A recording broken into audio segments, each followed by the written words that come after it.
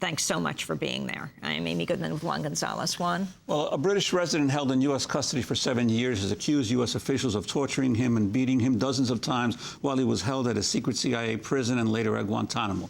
The Ethiopian-born Binyam Mohamed returned to Britain on Monday after becoming the first prisoner to be released from Guantanamo since President Obama took office. He was released on the same day the Pentagon issued an 85-page report declaring Guantanamo to be in compliance with the Geneva Conventions.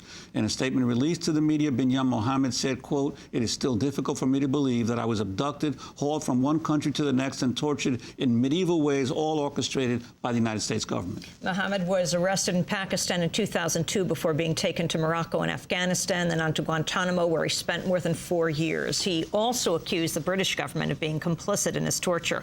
Clive Stafford Smith joins us right now on the phone from Britain. He's the legal director of the British charity Reprieve and Binyam Mohamed's attorney. Welcome to Democracy Now! This week, Clive, we played your reading of Binyam's statement. What do you understand at this point? Have you met with him in Britain? What is he saying? What happened to him? Well, he's right near where I am right now. We're in the countryside trying to hide from the British media, quite frankly, because they're quite voracious. But he's just trying to recover from 7 years of a nightmare, the like of which I don't think any of us could really imagine, and he just wants to get over that. Explain exactly what he says happened to him. And would you like to put him on the phone? No, he's not willing to do that yet. But I tell you, he will be willing to at some point because it's such an important story. It's a very long story. I'll give you a brief Reader's Digest version. He was in Pakistan where we have the first evidence of him being held in custody by the Pakistanis and the U.S. and where the torture began. And he had always told me about that since I first met him in 2005 in Gitmo. But now there's evidence that the British judges who have looked at some of these materials indicate that there is documentary proof from the United States written by U.S. personnel admitting, even sort of boasting, I'm afraid, that U.S. personnel were responsible for torturing Binyam at that point. There's a long story that led to him being rendered then to Morocco, where the torture got far worse.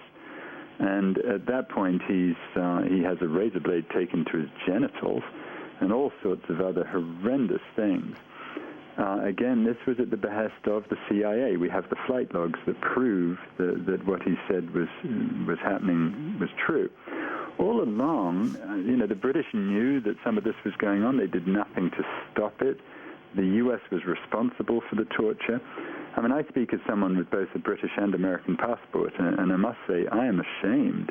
And we need to make sure this gets aired very, very publicly, not because Binyam wants revenge, he really doesn't, but because his position is that you really can't learn from history unless you know what that history is. And you've got to understand what it was that led these lunatics in the Bush administration to go down that path. It's frightening. And the U.S. efforts to keep this information secret and to prevent it from getting out in British courts? Well, it's true, and get out in American courts. I mean, I have the benefit of a security clearance, so I get to see an awful lot of this information, and obviously I have to respect that rule, and I can't tell you what it is.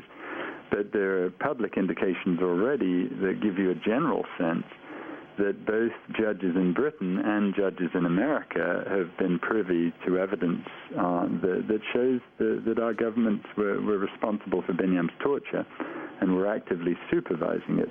Now, I don't know what it is that gives the government the right to suppress evidence of criminal offenses by government officials. I mean, we know the mafia does that. We know the Medellin cartel suppresses evidence of criminal offenses, but I don't know what the law is that says that the U.S. government and the British government can do that, and I think that's part of the inquiry we need to go into. Were you surprised that the Obama administration upheld or continued the policy of President Bush's administration on keeping these states secret?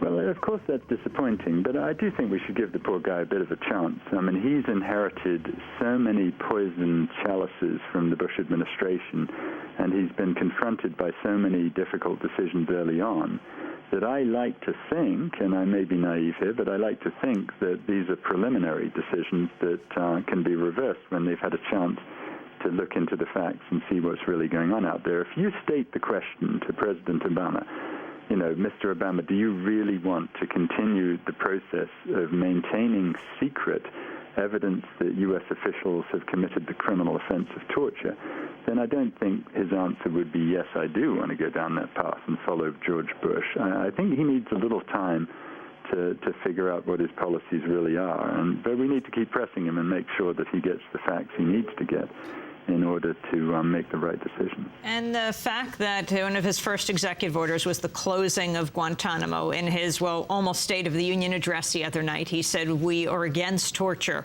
But then the latest news coming out from various lawyers saying that the conditions at Guantanamo are getting worse since President Obama took office.